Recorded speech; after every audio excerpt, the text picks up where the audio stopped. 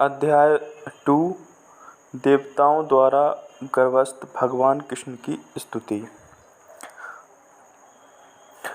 कंस ने न केवल यदु, भोज तथा अंधक वंशों के राज्यों तथा सूरसेन के राज्य को अपने अधिकार में कर लिया, उसने अन्य सभी आसुरी राजाओं से मैत्री भी स्थापित कर ली।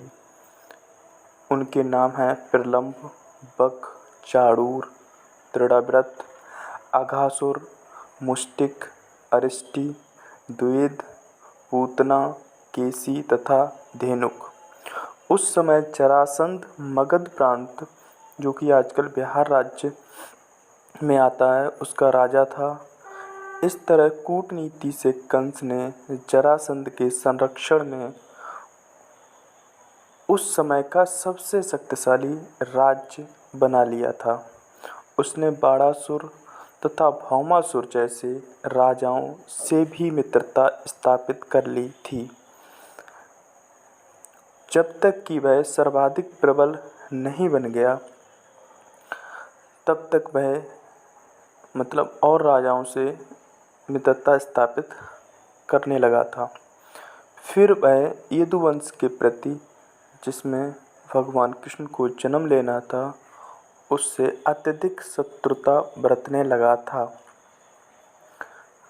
कंस के द्वारा समाये जाने के कारण यदु, भोज तथा अंधक राजा तथा अन्य राज्यों कुरु, पंचाल, केकय, साल्व, विदर्भ, निषद, विदेह तथा कौशल राज्य की शरण में जाने लगे। कंस ने यदु राज्य तथा उसी के साथ भोज तथा अंधक राज्यों की एकता को ध्वस्त कर दिया। उसने उस समय भारतवर्ष नाम से विख्यात विशाल भूभाग में अपनी स्थिति मजबूत कर ली। जब कंस ने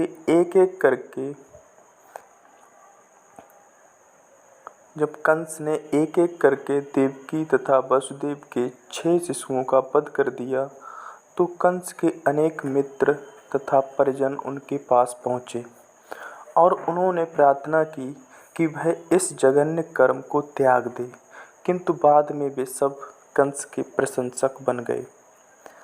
जब माता देवकी 7वीं बार गर्भवती हुईं, तो उनके गर्भ में अनंत नामक भगवान कृष्ण का पूर्ण अंश प्रकट हुआ।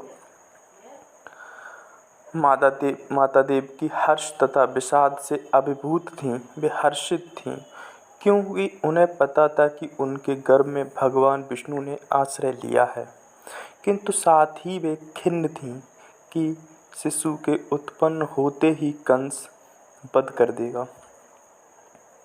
उस समय भगवान श्री कृष्ण ने कंस के द्वारा किए गए अत्याचारों से यदुओं की भयभीत स्थिति पर दयालु होकर अपनी अतरंगा शक्ति योग माया को प्रकट होने का आदेश दिया।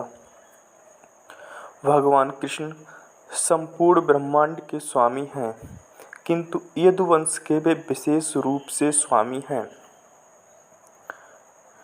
योग माया भगवान की प्रमुख शक्ति है। वेदों में कहा गया है कि श्री भगवान की अनेक शक्तियां हैं।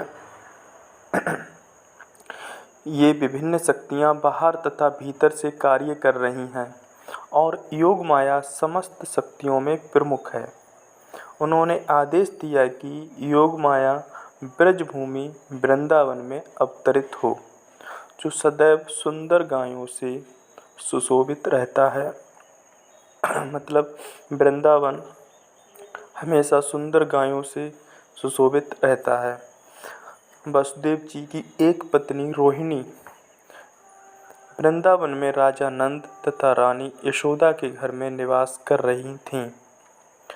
कंस के अत्याचारों से भयभीत होकर न केवल रोहिणी बल्कि अन्य अनेक यदुवंशी सारे देश में बिखर चुके थे।